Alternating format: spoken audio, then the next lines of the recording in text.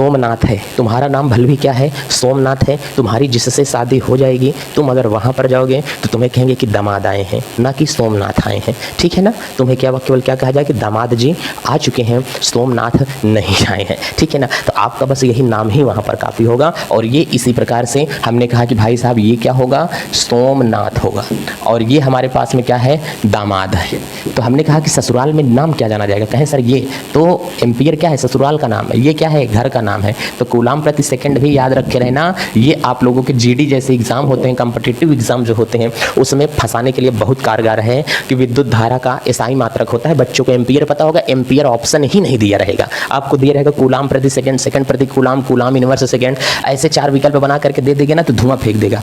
आज तो आपको पता है कि सर हम बहुत अच्छे से कर सकते हैं सारी चीज़ें।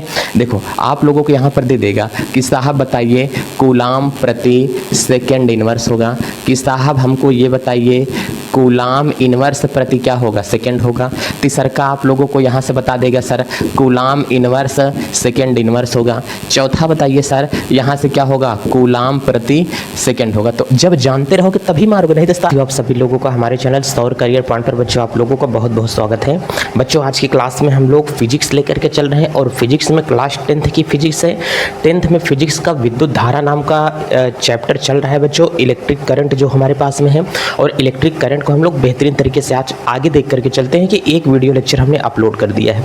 जो बच्चे पिछला वीडियो लेक्चर नहीं देखे हैं, थोड़ा सा आज बहुत उनको इरिटेट कर सकता है ये वाला टॉपिक, इसलिए पहले पिछले वाले वीडियो लेक्चर को जा करके देख लीजिए ताकि समझ में आए कि आज हम लोग क्या पढ़ने वाले हैं। हालांकि यदि आपको फिजिक्स की थोड़ी सी भी समझ है परमाणु के बारे में, तो आप लोग यहाँ से अच्छे तरीके से कवर कर सकते हो। यहीं से आप लोगों के लिए ये पॉइंट नया होगा, ठीक है।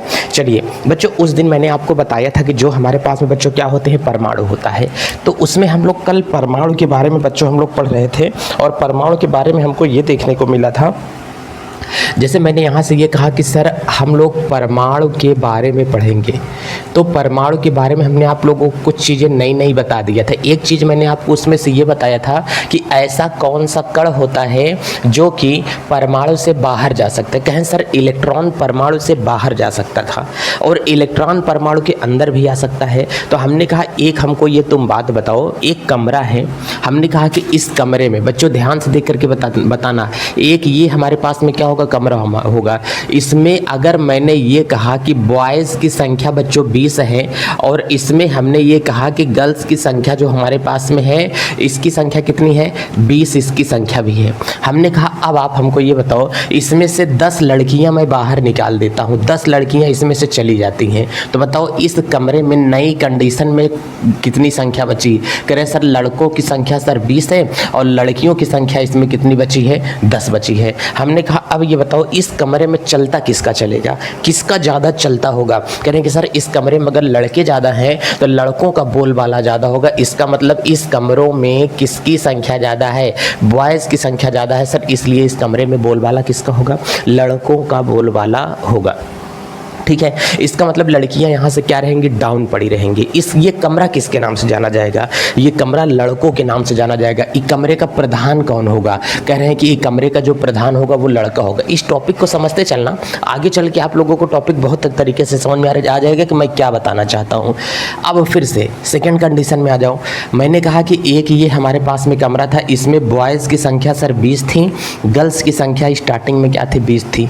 कुछ ऐसा हो गया कि 10 लड़कियाँ इस कमरे में रहने के लिए आ गई हैं। इसका मतलब इसमें जो लड़की हैं वो कितनी लड़की चली आ रही हैं, 10 लड़की इसमें रहने के लिए आ जा रही हैं। तो नई कंडीशन में जो कमरा बना, बॉयज़ की संख्या सर इसमें है 20, लेकिन गर्ल्स की संख्या हो गई है 30। अब बताओ इस कमरे में बोलबाला किसका होगा।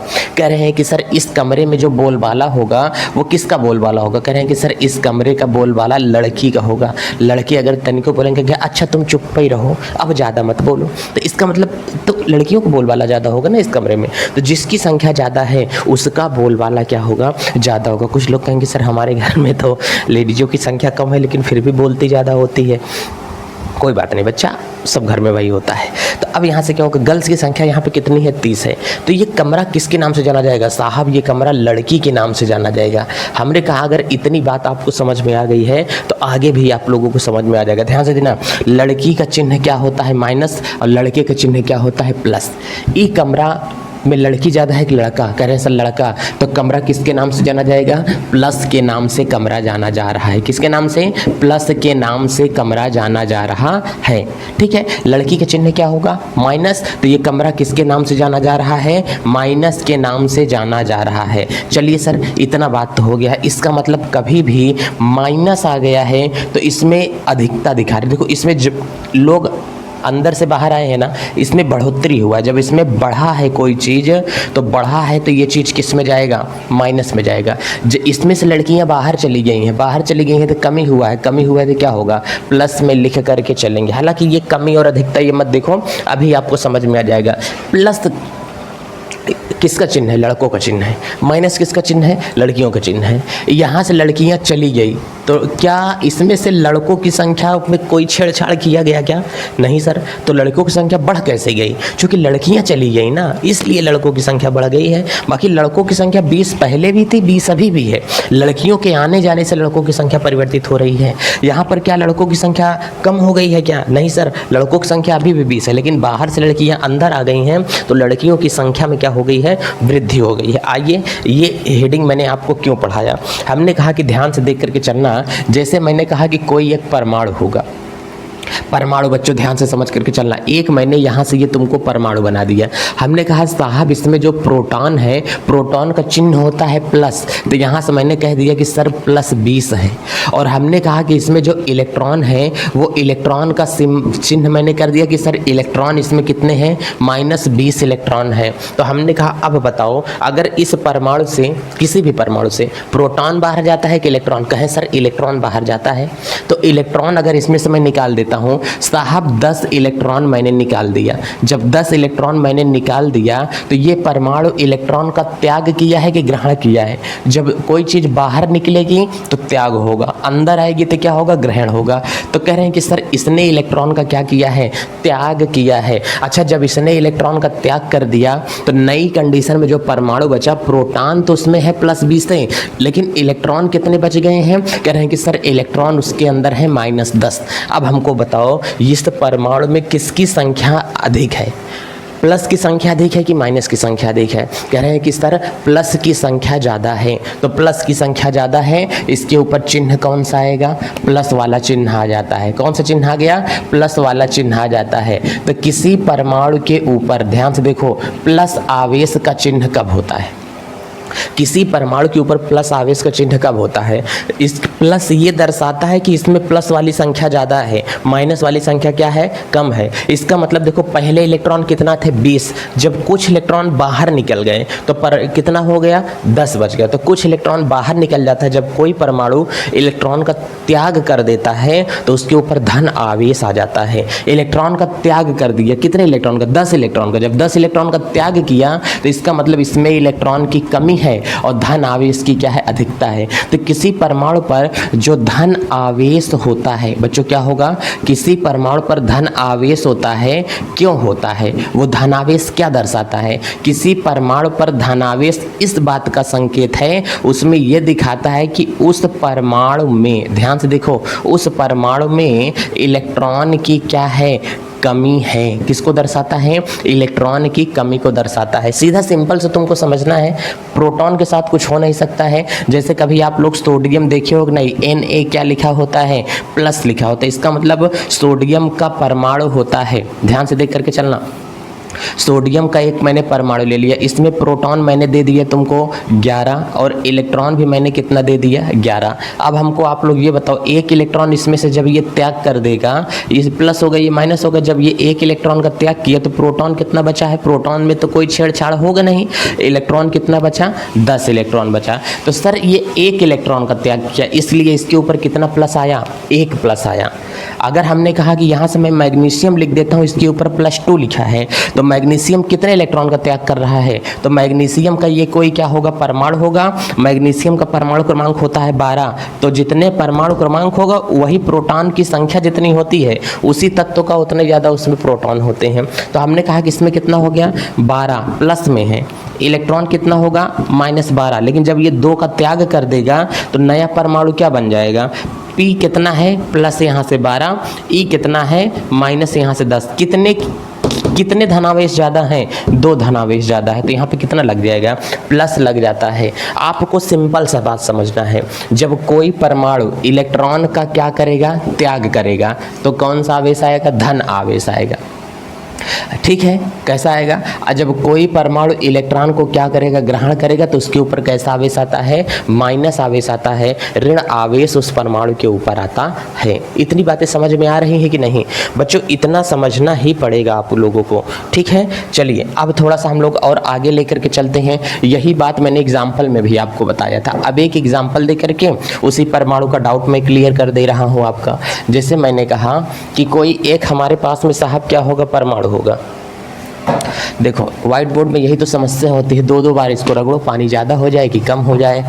चलिए अब यहाँ से साहब मैंने एक परमाणु आपको दिया, फिर मैंने ये परमाणु मैंने दे दिया, कह रहा कि साहब इसमें एक परमाणु में प्रोटॉन की संख्या कितनी है? 40, इलेक्ट्रॉन की संख्या कितनी है? -40। सर आप 40 कैसे मान रहे हैं? मैंने एक आंकड़ा दे रहा हूँ ना तुमको, लेकिन जितने प्रोटॉन लिखेंगे उतने ही संख्या किसकी होगी? इलेक्ट्रॉन की भी संख्या होती है। चलिए साहब जितने प्रोटॉन है उतने ही इलेक्ट्रॉन है।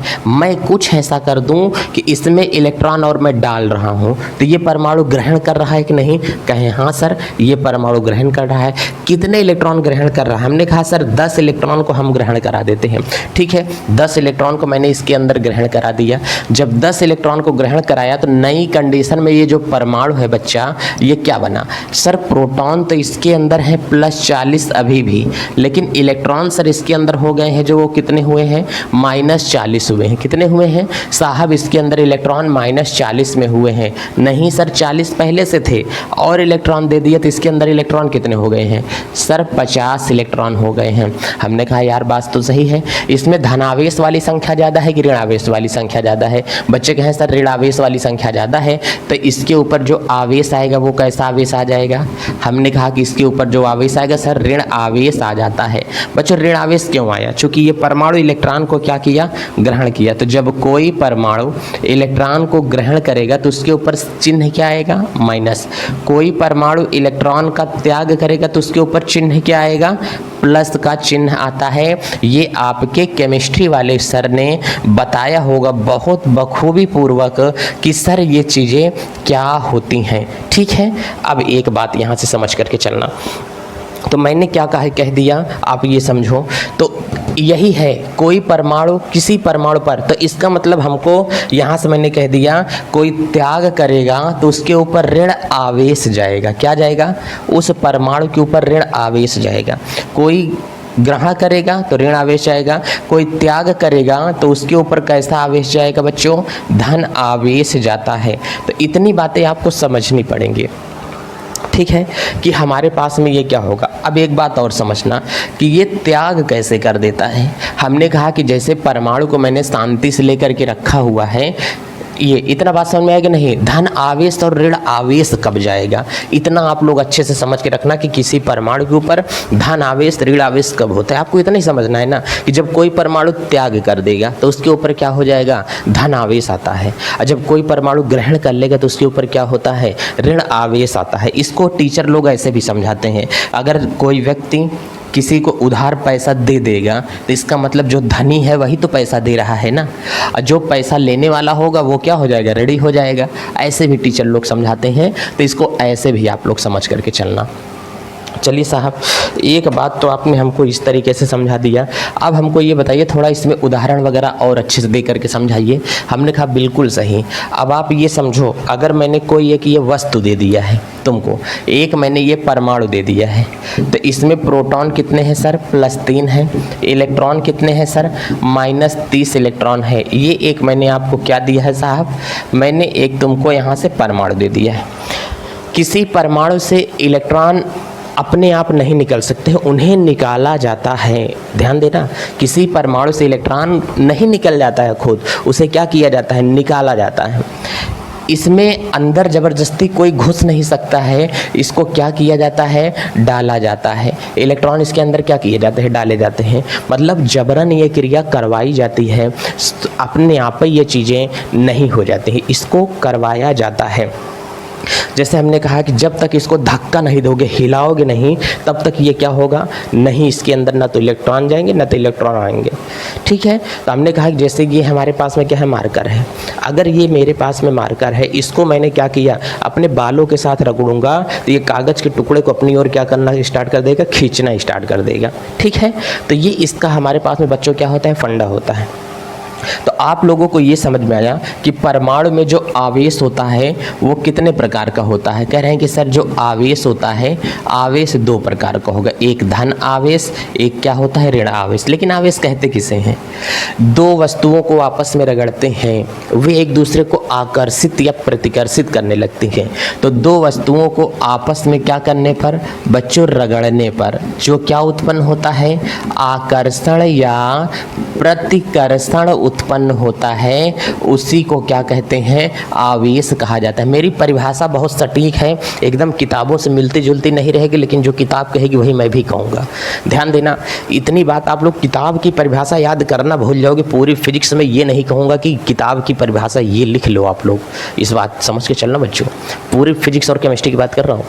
आवेश किसे कहते हैं, दो वस्तुओं को आपस में रगड़ने पर यदि वे आकर्षित करने लगे या प्रतिकर्षित करने लगे। एक वस्तु हमारे ये क्या है, मार्कर या कंघा समझ लो, इसको बाल के साथ रगड़ते हैं, बाल दूसरी वस्तु, दो वस्तुओं को आपस में रगड़ा, ये यदि कागज के टुकड़े को अपनी ओर आकर्षित करने लगे तो इसके ऊपर क्या उत्पन्न हो गया, आवेश उत्पन्न हो गया है। क्या उत्पन्न हो गया है, अब दो वस्तुओं को रगड़ा तो एक पर प्लस होगा, एक पर क्या होगा, माइनस आवेश उत्पन्न होता है। अगर किसी वस्तु पर प्लस आवेश है तो बताओ उसमें इलेक्ट्रॉन की कमी है कि अधिकता। कह रहे हैं सर प्लस आवेश है तो प्लस वाली संख्या ज़्यादा है, माइनस वाली संख्या कम है, तो इसका मतलब प्लस आवेश है तो इलेक्ट्रॉन की कमी को दर्शाएगा। ऋण आवेश है तो इलेक्ट्रॉन की अधिकता को दर्शाता है। कोई परमाणु, किसी परमाणु पर इलेक्ट्रॉन की कमी होगी तो उसके ऊपर क्या होगा, ऋण आवेश। किसी परमाणु पर इलेक्ट्रॉन की कमी होगी तो धन आवेश, इलेक्ट्रॉन की कमी होगी तो अधिकता होगी तो क्या होगा, ऋण आवेश उसके ऊपर होता है। अब हम लोग यहाँ से एक समझ के चलते हैं कि आवेश बराबर बच्चों एक फार्मूला होता है, Q बराबर N इंटू E। ध्यान से देख करके चलना, आप लोगों को ये फार्मूला दिमाग में इतना लेकर के चलना है कि हमेशा आवेश बराबर फार्मूला क्या बोलना है, Q बराबर N इंटू E आपको यहाँ से बोल करके चलना है। ठीक है, अगर किसी वस्तु पर आवेश की जांच करनी है तो उसमें नंबर ऑफ इलेक्ट्रॉन पता होने चाहिए, उसकी आवेश की गणना कर सकते हो। आप लोग आसानी से उसके आवेश की गणना कर सकते हो। ठीक है, हमने कहा कि जैसे एक वस्तु है, ध्यान से देख करके चलना, एक वस्तु है, ये 5 इलेक्ट्रॉन का त्याग करती है, तो बताओ इस पर आवेश कितना आएगा। ध्यान से देख करके चलना, कह रहा है कि बताओ इस पर आवेश कितना होगा, तो आप लोग यहाँ से रख दो, आवेश बराबर तुमको निकालना है N बराबर मतलब नंबर, एक नंबर मतलब एक इलेक्ट्रॉन निकला है कि 2 निकला है कि 3 निकला है कि 4 निकला है कि 10,000 निकला है कि 5,000 निकला है, डॉट डॉट ऐसे चलते रहना। मतलब कितने इलेक्ट्रॉन निकले हैं कि कितने इलेक्ट्रॉन आए हैं, ये है इसकी संख्या। कितने इलेक्ट्रॉन निकला है, 5 इलेक्ट्रॉन। एक इलेक्ट्रॉन पर आवेश होता है 1.6 × 10 की घात -19, एक इलेक्ट्रॉन का मान होता है। अब यहाँ से Q बराबर कितना होगा, 16 पंचे 80, 8.0 हो गया। अरे बाबा ये देखो 16 पंचे दशमलव मत देखो, 16 पंचे 80 हो गया, गुणे 10 की घात कितना हो गया, -19। एक अंक बाद दशमलव था, तुम भी एक अंक बाद दशमलव खोस दो, हो गया। इतने आवेश का मात्रक क्या होता है बच्चों, कभी कोई पूछेगा तो आवेश का मात्रक क्या बताना है, कूलाम होता है। ठीक है, तो चलिए आवेश का मात्रक मैंने क्या बता दिया सर, कूलाम। यहाँ से हमने लिखा ना कि आवेश का मात्रक क्या होगा, कूलाम होता है। ठीक है, अब हमने कहा इसने, चलो ये तो मैंने बता दिया। अब कह रहा है कि कौन सा आवेश होगा, हमको आवेश का ये जो संख्या निकली है इसे कहते हैं कि आवेश का परिमाण। आवेश का परिमाण कितना आया, 8.0 × 10 की घात -19। लेकिन आवेश कौन सा है, चिन्ह क्या होगा आवेश का, धन आवेश है कि ऋण आवेश। सर इसमें तो ये नहीं पता चल रहा है, लेकिन हमको ये बताना पड़ेगा ना, त्याग हुआ है ना, जब त्याग होगा तो उसके ऊपर चिन्ह कौन सा आएगा, धन आवेश आएगा। कैसा होगा, धन आवेश आएगा। अरे बाबा कोई चीज़ निकल जाएगी तो इसका मतलब ये धन में नहीं होगा, धनी व्यक्ति ही तो त्याग करता है, तो इसका मतलब ये धन वाली वस्तु है। तो इस पर इतने कूलाम का धन आवेश उत्पन्न हो रहा है इस वस्तु के ऊपर। अगर कोई तुमसे पूछे कि बच्चों ये बताओ आवेश का मात्रक क्या होता है, तो आवेश का मात्रक हमेशा हमको बता करके चलना है कि क्या होता है, कूलाम। ये हमारे पास में एसआई पद्धति होती है। अगर आपको बोल देगा कि सीजीएस पद्धति में बताओ, तो आपको बताना है स्टेट कूलाम। क्या बता करके चलना है, स्टेट कूलाम बता करके चलना है।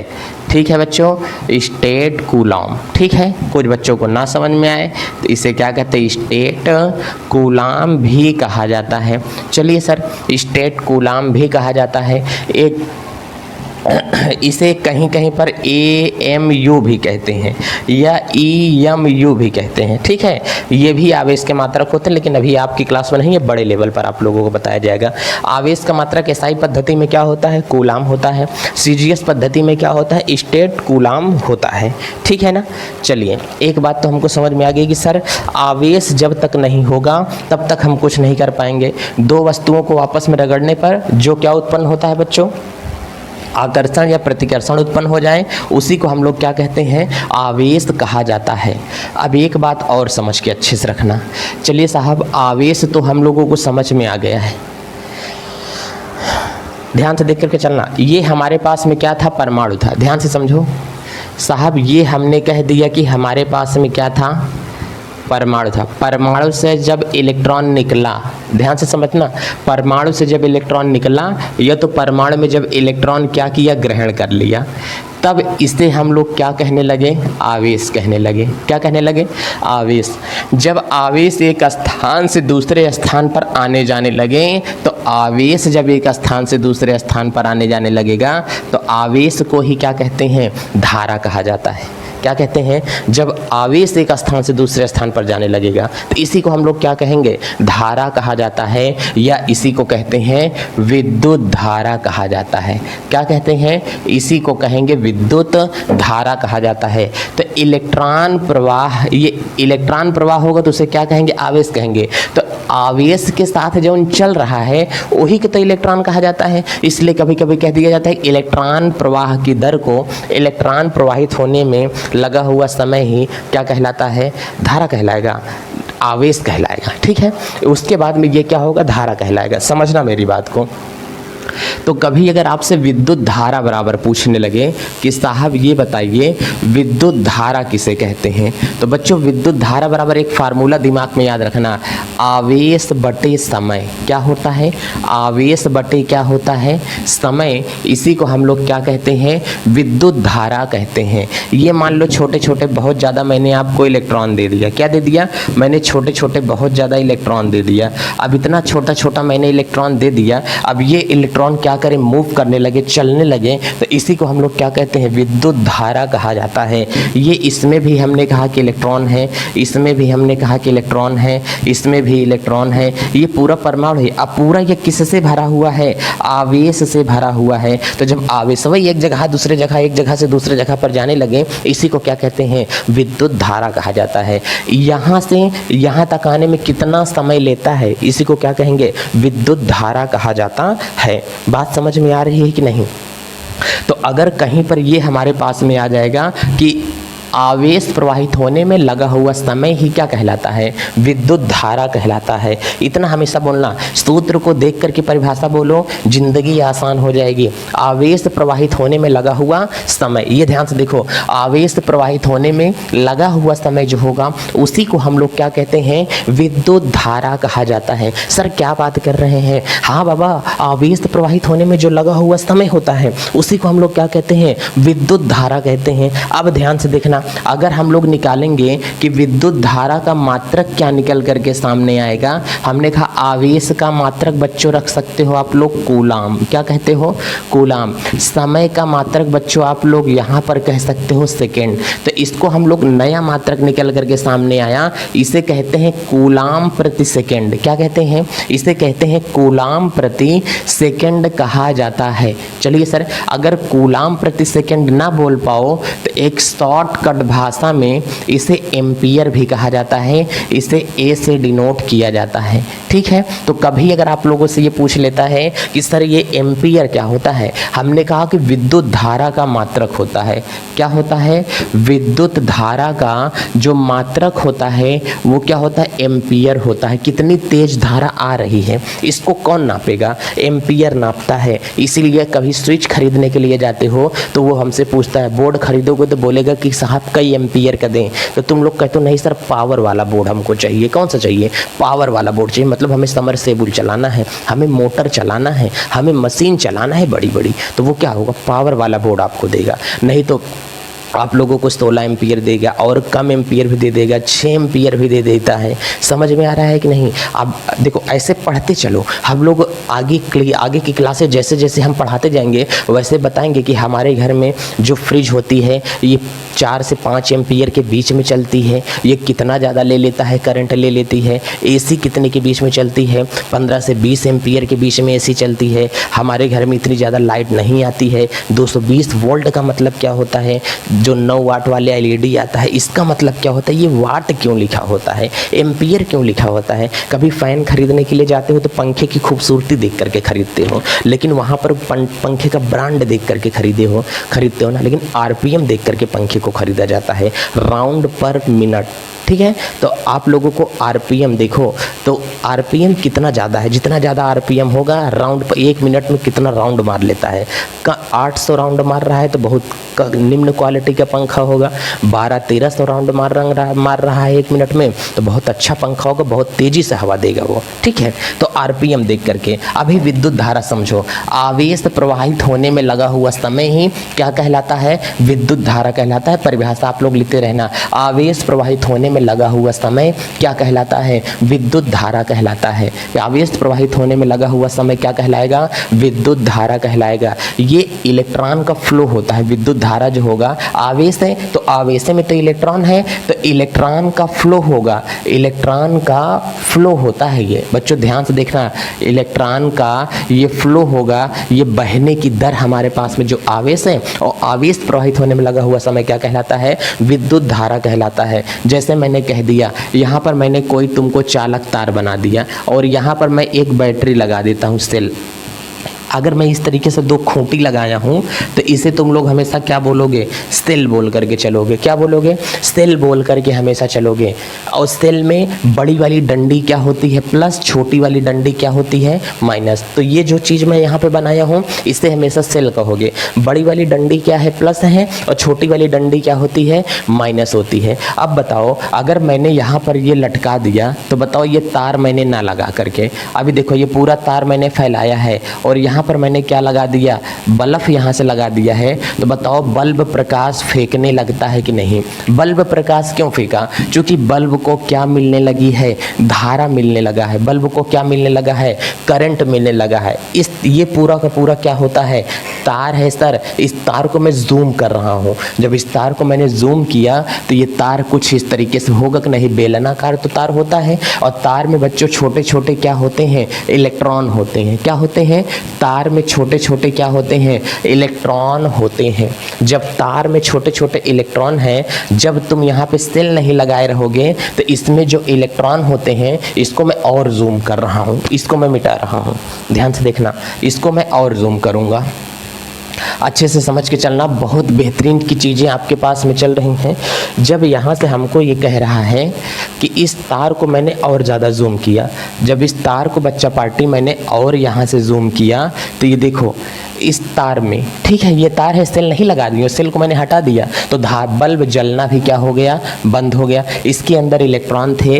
जो किसी तार के अंदर जब धारा नहीं प्रवाहित होती है तो जो इलेक्ट्रॉन होते हैं वो गति करते हैं। क्या करते हैं? वो गति करते रहते हैं, घूमते रहते हैं। अब ये वाला कहीं इलेक्ट्रॉन नीचे जाएगा, ये वाला इलेक्ट्रॉन इधर जा रहा है, ये वाला इधर आ रहा है, ये ऊपर जा रहा है, ये नीचे जा रहा है, ये इधर चला गया, ये इधर चला गया, ये इधर चला गया। देखो इसमें सब अपने मन से, कौन आगे जा रहा है, कोई ऊपर उड़ रहा है, कोई दाहिने आ रहा है, कोई नीचे आ रहा है। ये अनियमित गति कर रहे हैं भाई, ये अनियमित गति कर रहे हैं, इनकी कोई फिक्स गति है ही नहीं। जब फिक्स गति नहीं है तो इसका मतलब इसमें धारा का प्रवाह नहीं हो रहा है। इलेक्ट्रॉन तो गति कर रहा है, क्या कर रहा है? इलेक्ट्रॉन गति कर रहा है, लेकिन इसमें धारा का प्रवाह नहीं होगा। कुछ लोग कहते हैं इलेक्ट्रॉन हमेशा गति करते हैं, अगर इलेक्ट्रॉन स्थिर हो जाए तो हमारी सांसें थम जाएं। तो दुनिया में इलेक्ट्रॉन स्थिर नहीं हो सकता है, स्थिर नहीं है, वो हमेशा गति करता रहता है, हमेशा गति करता रहता है, लेकिन अनियमित गति ये करता है। अगर किसी तरीके से इन सारे के सारे इलेक्ट्रॉनों को हम एक ही दिशा में चलाना शुरू कर दें, तब कहते हैं कि साहब धारा आ रही है। अगर पानी तालाब में रहता है तो पानी क्या हिलता नहीं रहता है? हिलता रहता है। क्या वो पानी की धारा है? नहीं। पानी जब एक दिशा में निश्चित चलना शुरू कर देता है तब उसे जल धारा कहा जाता है। उसी प्रकार से इलेक्ट्रॉन की ये धारा नहीं है, इलेक्ट्रॉन तो गति कर रहा है। जब इसके अंदर हमने क्या लगा दिया, यहाँ से भाई साहब सेल लगा दिया, और जैसे ही मैंने इसमें सेल लगाया हमने ये देखा कि जितने इलेक्ट्रॉन इसके अंदर उपस्थित थे, ध्यान से देखना बच्चों, जितने इलेक्ट्रॉन इसके अंदर उपस्थित थे सारे के सारे इलेक्ट्रॉन एक निश्चित दिशा में चलना शुरू हो गए। और जब सारे के सारे इलेक्ट्रॉन एक निश्चित दिशा में चलना शुरू हो गए तो हमने कहा कि भाई साहब इस तार में क्या प्रवाहित होने लगी है? धारा प्रवाहित होने लगा है। इस तार में क्या प्रवाहित होने लगी है? धारा प्रवाहित होने लगी है। तो इलेक्ट्रॉन की निश्चित प्रवाह होना चाहिए। क्या होना चाहिए? एक निश्चित प्रवाह होगा। अगर इलेक्ट्रॉनों का निश्चित प्रवाह होगा तभी धारा प्रवाहित होगी, अर्थात इसके आगे विद्युत भी लगा लेना, ठीक है। निश्चित प्रवाह होगा तभी धारा बहेगी, अनिश्चित प्रवाह में धारा नहीं बहती है। इसका मतलब भाई साहब क्या बात हो गया? कभी अगर आप लोगों से पूछ लेता है कि इलेक्ट्रॉन अगर हमारे पास में चल रहा है, ध्यान से देखना, अगर इलेक्ट्रॉन हमारे पास में ये है, इलेक्ट्रॉन गति कर रहा है तो इलेक्ट्रॉन की एक निश्चित गति होगी, तब वो चालक तार में धारा प्रवाहित करेगा। निश्चित गति नहीं होगी तो चालक तार में धारा नहीं प्रवाहित होगा। इसको इतनी तेजी से खींचने की क्षमता हो कि सब इलेक्ट्रॉन जब इधर उधर गति कर रहे हैं एक निश्चित दिशा में चलने लगे। तुम सेल ना लगाओ, तुम्हारे मुंह में इतनी ताकत हो कि सभी इलेक्ट्रॉन को हिंगेस लगाओ और एकदम से एकदम चुहुक लो, सब इलेक्ट्रॉन एकदम सीधा चले जाएं, तब भी इस चालक तार में धारा प्रवाहित हो सकती है। लेकिन तुम ऐसा नहीं कर पाओगे। इलेक्ट्रॉन को पुश करने के लिए, धक्का मारने के लिए उतना ज़्यादा तुम लोग वोल्ट नहीं दे पाओगे, उतना विभव नहीं दे पाओगे, ठीक है। तो उतना विभव कौन दे पाएगा? ये सेल ही दे पाता है। तो हमने कहा कि अगर इलेक्ट्रॉनों का निश्चित प्रवाह होगा, बच्चों ध्यान से देखना, इलेक्ट्रॉनों का कैसा प्रवाह होगा? अगर माय डियर निश्चित प्रवाह होगा तब तो धारा का प्रवाह होगा, अगर निश्चित प्रवाह नहीं होगा तो धारा का प्रवाह नहीं होता है। कहें सर क्या बात कर रहे हैं, बड़ी अच्छी बात बता दे रहे हैं। हमने कहा बिल्कुल, आप लोगों को ऐसी चीज़ें मिलती रहेंगी कि आप लोगों के बच्चों हमेशा दिल खुश हो जाएगा। समझ में आ रहा है कि नहीं? बिल्कुल आप लोगों के अंदर सारी चीज़ें समझ में आएगी। एक आपको ग्राफ हम दिखाना चाहते थे, वो इसमें मिल जाता ग्राफ तो बहुत अच्छा हो जाता, बहुत बेहतरीन तरीके से आप लोगों को एक नए मोड़ पर लेके चलता मैं। बच्चों वो ग्राफ मुझे नहीं लग रहा है कि इसमें अभी दिख सकता है, हमारे पास में नहीं मिल पा रहा है अभी। चलिए उसको हम डाउनलोड करेंगे, तब हम आप लोगों को दिखाएंगे कि बच्चा पार्टी हमारे पास में ये क्या हो सकती है, ठीक है। देखो तो आप लोगों को यहाँ से समझना पड़ेगा कि ये हमारे पास में विद्युत धारा होती है। एक बात अब और समझो, अब यहाँ से हम लोग क्या समझ करके चलेंगे? तो अच्छा खासा अगर टॉपिक हमारे पास में होगा तो सर अगर कोई बल्ब जल रहा है, हमने कहा कि एक मैंने यहाँ से ये लगा दिया साहब, सेल लगा दिया, इसको मैंने यहाँ से जोड़ दिया और ये बल्ब जलना शुरू कर दिया है। तो अगर ये बल्ब जल रहा है तो इसका मतलब इलेक्ट्रॉन इसमें बह रहे हैं। क्या हो रहे हैं? इलेक्ट्रॉन इसमें बह रहे हैं, लेकिन किस दिशा में बह रहे हैं? कह रहे हैं कि साहब एक निश्चित दिशा में इलेक्ट्रॉन बह रहे हैं। क्या बह रहे हैं? एक निश्चित दिशा में इलेक्ट्रॉन बह रहे हैं। चलो जैसे हमने कहा कि कभी जब किसी घर में कोई छेद होता है, वहाँ से सूर्य की रोशनी आती है खिड़की वगैरह से, तो वहाँ पर आप देखते हो कि छोटे छोटे धूल के कण होते हैं, वो कभी ऊपर जा रहे हैं, कभी नीचे आ रहे हैं, कभी इधर जा रहे हैं, कभी उधर जा रहे हैं, कभी इधर आ रहे हैं। ये अनियमित गति होती है। जब एक ही दिशा में सभी चले आ रहे हैं तो ये क्या होती है? नियमित गति होती है, निश्चित वेग से आ रहे हैं। तो इसी के कारण धारा प्रवाहित होगा। इसके कारण जिगजैग जो कर रहा है, इसके कारण धारा का प्रवाह नहीं होता है। तुम ये सोचो कि एक इलेक्ट्रॉन यहाँ से ले लें, ये ऊपर भी चला जाए, यहाँ से ये क्या होगा, ये नीचे भी चला जाए, ये इधर भी चला जाए, फिर ये इधर भी चला आए, फिर ये इधर भी चला आए, फिर ये इधर भी चला आए, फिर ये ऊपर भी चला जाए। नहीं, इसके कारण धारा का प्रवाह बाबू नहीं होगा कभी। जब सभी इलेक्ट्रॉन एक निश्चित दिशा में अगर गति करते हैं तब तो धारा का प्रवाह होगा। अगर सभी इलेक्ट्रॉन एक निश्चित दिशा में गति नहीं करेंगे तो बाबू उसमें धारा का प्रवाह नहीं होता है। ये वाला इलेक्ट्रॉन जो होगा किसका प्रवाह करेगा, धारा का प्रवाह करता है। तो इतनी बातें आपको समझ में आ रही हैं। ये मैंने आपको केवल एक टॉपिक बताया जिसे हम लोग कहते हैं धारा किसे कहते हैं। विद्युत धारा बराबर आवेश बटे बच्चा क्या होता है, समय। आवेश बटे क्या होगा, समय। आवेश प्रवाहित होने की दर को क्या कहते हैं, विद्युत धारा कहा जाता है। इसका मैंने एक आपको मात्रक बताया। मात्रक मैंने क्या बताया, चाहो तो आप लोग इसे आवेश का मात्रक कूलाम प्रति सेकेंड भी बोल सकते हो। क्या बोल सकते हो, कूलाम प्रति सेकेंड, या तो आप लोग इसी को क्या बोल सकते हो, एम्पियर बोल सकते हो। क्या बोल सकते हो, एम्पियर बोल सकते हो। तो ज़्यादातर माना जाने वाला क्या होता है, एम्पियर। तुम्हारा नाम भलभी क्या है, सोमनाथ है। तुम्हारा नाम भलभी क्या है, सोमनाथ है। तुम्हारी जिससे शादी हो जाएगी, तुम अगर वहाँ पर जाओगे तो तुम्हें कहेंगे कि दामाद आए हैं, ना कि सोमनाथ आए हैं। ठीक है ना, तुम्हें क्या केवल क्या कहा जाए कि दामाद जी आ चुके हैं, सोमनाथ नहीं आए हैं। ठीक है ना, तो आपका बस यही नाम ही वहाँ पर काफ़ी होगा। और ये इसी प्रकार से हमने कहा कि भाई साहब ये क्या होगा, सोमनाथ होगा, और ये हमारे पास में क्या है, दामाद है। तो हमने कहा कि ससुराल में नाम क्या जाना जाएगा, कहें सर ये तो एम्पियर क्या है, ससुराल का नाम है, ये क्या है, घर का नाम है। तो कूलाम प्रति सेकंड भी याद रखे रहना। ये आप लोगों के जीडी जैसे एग्ज़ाम होते हैं, कॉम्पिटिटिव एग्ज़ाम जो होते हैं, उसमें फंसाने के लिए बहुत कारगर है कि विद्युत धारा का एसआई मात्रक होता है। बच्चों को एम्पियर पता होगा, एम्पियर ऑप्शन ही नहीं दिया रहेगा, आपको दिया रहेगा कूलाम प्रति सेकंड, सेकंड प्रति कूलाम, कूलाम इनवर्स सेकंड, ऐसे 4 विकल्प बना करके दे देंगे ना तो धुआं फेंक देगा। आज तो आपको पता है कि सर हम बहुत अच्छे से कर सकते हैं सारी चीज़ें। देखो आप लोगों को यहाँ पर दे देगा कि साहब बताइए कूलाम प्रति सेकंड इनवर्स होगा, कि साहब हमको ये बताइए कूलाम इनवर्स प्रति क्या होगा, सेकंड होगा। तीसरका आप लोगों को यहाँ से बता देगा sir coulomb inverse second inverse होगा। चौथा बताइए सर यहाँ से क्या होगा, कूलाम प्रति सेकंड होगा। तो जब जानते रहोगे तभी मारोगे, नहीं तो सारे ऑप्शन में एकदम सेम देता है। आप देखोगे यार धारा का मात्रक, धारा को तो मात्रक हमारे मास्टर बताए थे कि एम्पियर होता है, धारा का मात्रक हमारे मास्टर साहब बताए थे कि एम्पियर होता है, हमें एम्पियर कहीं है ये नहीं है। तो याद रखो, सारी चीज़ें करो लेकिन अपने मन से। ठीक है, अभी आज के टॉपिक में कुछ नहीं बताया हूँ, केवल मैंने क्या बताया, धारा बताया कि धारा किसे कहते हैं, आवेश प्रवाहित होने में जो समय लगता है उसी को क्या कहते हैं, विद्युत धारा कहा जाता है।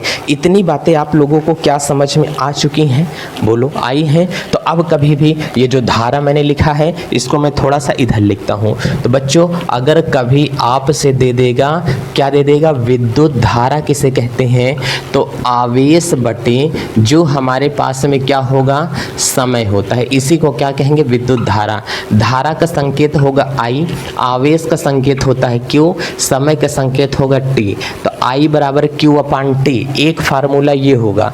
और I बराबर रखो Q का मान लिखो, Q बराबर मैंने अभी फार्मूला निकाला था ना, N इंटू E। अरे पगले, चाहे बड़का Q लिखो चाहे छोटका, बतिया एक ही है।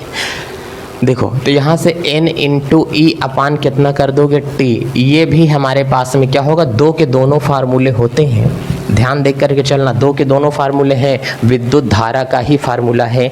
दिमाग और जहन में घुसेड़ करके रख लेना, बहुत ज़्यादा काम दे देगा। बहुत नामी फार्मूले होते हैं, बहुत नामी गुंडे होते हैं, बिना इनके कोई विद्युत धारा का चैप्टर माइकलाल पढ़ा नहीं सकता है। ठीक है, इसको बखूबी पूर्वक ध्यान में रखें। इसी के साथ चलते हैं, अपना ख्याल रखें, मस्त रहें, स्वस्थ रहें, महिलाओं का सम्मान करें, छोटों को प्यार दें, बड़ों का आदर करें, अपने व्यक्तित्व इस प्रकार से बनाएं कि भारत के एक अच्छे नागरिक का निर्माण हो सके। चलते हैं, जय भारत।